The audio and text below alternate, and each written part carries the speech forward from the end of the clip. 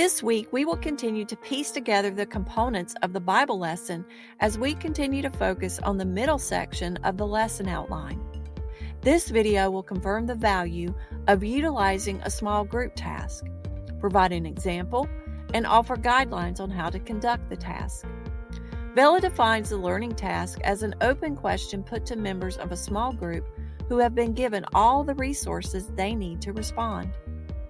This is one type of approach that you can use to ensure engagement of the learners with the content of the lesson.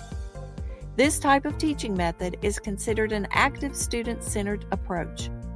This teaching method utilizes teaching strategies that will encourage dialogue among the students and involve them in the learning process. We are defining active learning as any instructional strategy that engages students in the learning process in an active way as part of the group space activities. But first, why do we need to use active learning strategies? Well, let's go back to what we understand about what the brain needs to encode what it learns into our long-term memory. When students think about material in more meaningful ways, underlying brain structures will change to promote more enduring learning. When students can comprehend, apply, analyze, synthesize, and evaluate what they learn, they more easily remember the content because it becomes encoded in the long-term memory. Actively participating in the learning process gives us the ability to transfer knowledge to other situations, develop more complex skills in thinking or problem solving, is effective in changing our behavior, and decreases dependence on the teacher and increases self-regulated learning.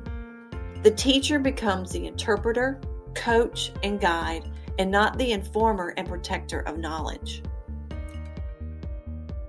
Students need to be personally involved and fully engaged in discovering, exploring, and interpreting the meaning of the content, rather than passively listening.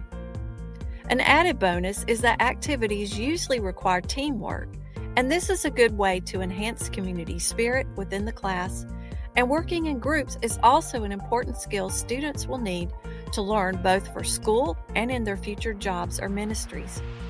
There are many advantages to including active teaching strategies in your Bible lesson. But now we need to decide which teaching strategies will help your group to increase in their knowledge, master important skills, and change their attitudes and behaviors.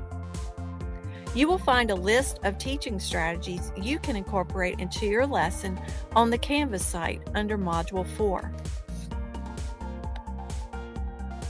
Jesus is a great example of a teacher who incorporated strategies into his lessons. He used stories, word pictures, and questions to challenge and train those around him, specifically his disciples. He also used objects or visual elements when he was teaching. For example, he taught the disciples about serving humbly as he physically washed their feet. Adding visual elements and the inclusion of any of our senses during activities enhances a student's learning. Most of the information retained in the brain is visual. Students are more likely to recall your lesson if it is accompanied with a picture. 80 and 90% of all information that is absorbed by the brain is visual. And neuroscientists add that if a student can hold or touch the visual item, learning increases above what happens when the object or picture is simply on a screen. For example, if you are teaching in Matthew 5 and want to highlight the verse, "You are the light of the world," you could turn off the lights and give each person a lighted candle to hold to illustrate how the light illuminates the darkness. Remember, learning takes place when there are changes in our neural networks. This change happens when students elaborate, link, and reconstruct patterns of connection in their brain during a lesson. These changes not only result in new knowledge, but change their beliefs and behaviors too. As the learners verbalize to themselves or others what they are thinking and feeling, it is then that they recognize they are learning. This is why it is so important to debrief.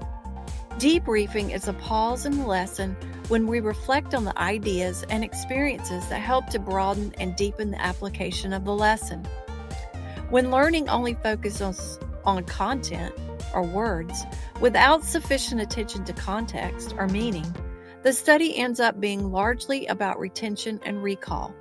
Therefore, you need to build pauses and reflection times into your Bible lessons. Here is an example of a task I used in a recent faculty development workshop on the subject of teaching strategies. The purpose of the task was to assist faculty members to acknowledge the need to incorporate more active teaching strategies into their courses. So what I did was I set up 2 flip charts on opposite sides of the classroom. I wrote passive on one flip chart and active on the other chart. I then asked the faculty members to stand in the area between the 2 flip charts to signify what they believe represents their current teaching strategy. For example, if they are lecture-oriented, then they stood closest to the passive flip chart. If they included 2 small group activities, they would move closer to the active chart. Next, I divided the faculty members into 2 groups, and they used the flip charts to answer the following questions. 1. What are the advantages of passive strategies and the disadvantages of active strategies? Group 2 answered what are the advantages of active strategies and the disadvantages of passive strategies. I gave them 5 minutes to discuss and write down their answers. After the 5 minutes, we debriefed and discussed what was written on the flip charts. For application, they wrote down a course that they teach that would be enhanced by incorporating an active strategy that promotes meaningful learning. Before you begin a task, remember these important guidelines. Give clear, detailed instructions. Before the students begin, ask, does everyone understand what they need to do? Set an ending time. Let them know that they need to complete the task by 2:45. Or give them a set amount of minutes. Like for instance, you have 3 minutes to complete this task, and then we'll come back together to discuss. If you say they have 3 minutes, keep time and end the task at the 3-minute mark. If you're not firm on ending on time, then the groups will not stay on task the next time you have an activity. Then when you come back together for the debrief time, invite all the groups to share. Then echo, paraphrase, and affirm their answers. Summarize what they've learned. Remember, active experiences navigate students towards deeper knowledge, behaviors, and skills, producing spiritually mature Christians prepared to continue to know Him and make Him known.